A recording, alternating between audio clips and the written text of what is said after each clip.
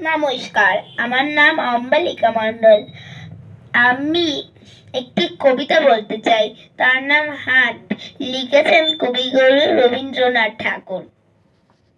কুমোর পাড়ার গরুর গাড়ি, বোঝাই করা কলসি হাড়ি, গাড়ি চালায় বংশী বদন, সঙ্গে যেথায় ভাগ্নে মদন।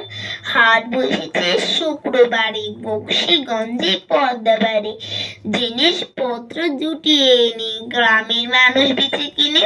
উচ্ছে বেগুন পটল মূলো, বিদ্যুৎ বোনা ধামাকুলো, সর্ষে ছোলা ময়দা আটা, শীতের ব্যাপার নকশা কাটা, ঝাঁঝরি করা বেরি হাতা, শহর থেকে সস্তা ছাতা, কলসি ভরা খবরে মাছি যত বেড়ায় উড়ে।